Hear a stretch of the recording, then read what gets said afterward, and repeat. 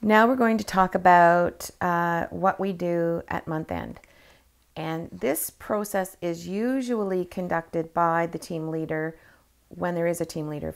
If there is no team leader, then the parent would be doing this or the family member.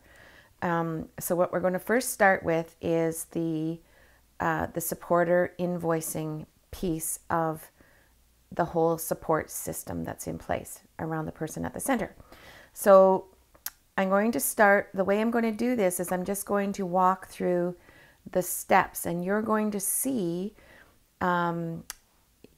pieces of the checklist, and you'll also see pictures of the documents that are used at during the month-end process. Okay, so all right, so supporter invoicing. So the first step that we need to do here is to, as the team leader, is to solicit the invoices from the supporters. And we want these things to arrive in the inbox of the team leader either the last day of the month or the first business day of the month. So then what's necessary is we need to be able to check the bank account to make sure that the amount of money that is required each month is actually in the account. So there's X number of dollars that are available through the funding sources, and there may be one or two or even three sources of funding. You just have to make sure that all of the money that's required is in the bank account. And if there isn't enough to cover the invoices, then you need to add money to that account. So make a transfer from another personal account or whatever needs to be done to get the money in there to cover the invoices from the supporters. Then we need to go and check the bank account to make sure that last month's invoices have been registered into the account so that that amount has been deducted.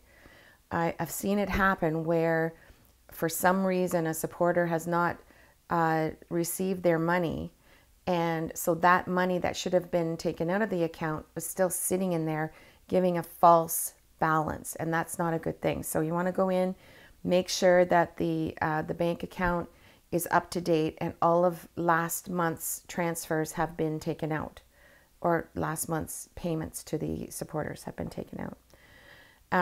And there's a tracking form to keep track of all of that movement of money in and out of the account.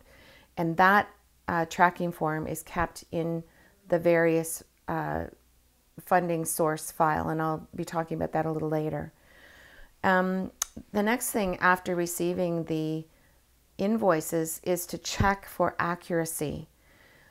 These are Excel documents, so it should be very simple to be able to check the numbers, make sure that they correspond to the schedule, the scheduled number of hours that the supporter was supposed to be working during the month.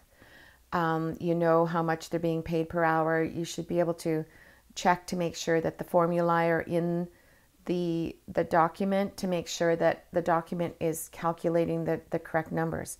However, frequently, for some reason, people don't really know how to manage their Excel documents, and they lose the formulae. The numbers are not correct, and they're either overcharging or undercharging. The numbers are not correct. So it's up to the team leader to make sure that those numbers are correct. The onus really is on the supporter to make sure that the numbers are correct. Their numbers, they should know that their numbers are correct, but frequently they're not. So the team leader must check for the formulae, the number of hours, the amounts, the invoice number, make sure that the invoice number is a new invoice number. Those kinds of things need to be checked. Then if there are any changes that need to be made, if there's any inaccuracies there, the team leader will need to contact the supporter and make sure that they make the changes and reissue that invoice. Make sure that everything is correct. And then once that has all been corrected, if it needed to be corrected, everything is fine, then the team leader will print off the supporter invoices. And all of the invoices are saved in one account. I happen to call my file invoices. It's under Laura's stuff. There's a file folder called Laura's stuff. And then under Laura's stuff, there's a file called invoices. So all of the invoices are filed in there, and they all are saved with a consistently formatted file name. So the way I do it is I file it under the name of the supporter who is issuing the invoice plus the date of the invoice. So if it's for the month of August, I put August of 2015, and then I put the invoice number beside that. So it would look like Sally Jones, August 2015, invoice 001.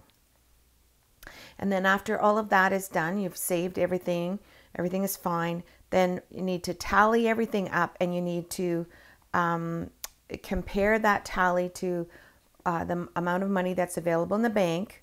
So the bank balance needs to be able to compensate for that amount of invoicing.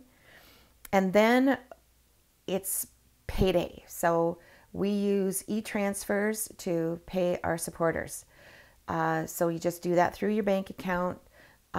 Just issue an Interact e-transfer. You've got to set up each of your supporters and in as a recipient, and then each month when you are ready to pay the invoice, you just make a transfer. There is a cost to doing that, but in my mind, the cost is well worth it to know that your supporter is paid and the task of paying them is off your desk.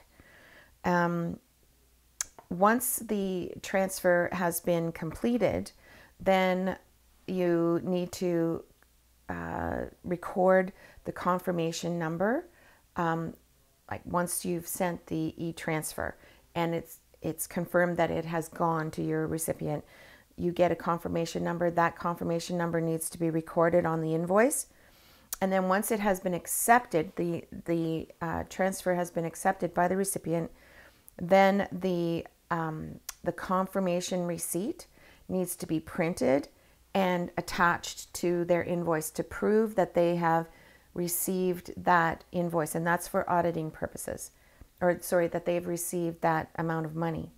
And then what we need to do is to determine the source of the funding for each invoice and note that on the front of the invoice somehow. So for me, I have two sources of funding, direct funding and passport funding. So if an invoice is being paid through Passport, I just put a PP on the front of the invoice. And if it's being paid by direct funding, I put IF, individualized funding, for the other one. And then the invoice is filed in the appropriate file folder depending on the funding source. So say, for instance, you had $2,000 in invoicing, and you had $1,000 from one source of funding and $1,000 available through another source of funding, then $1,000 worth of invoicing would be filed in the one file, and the $1,000 coming from the other funding source would be filed in the other folder. And hopefully one day we have one funding source, so we don't have to do that.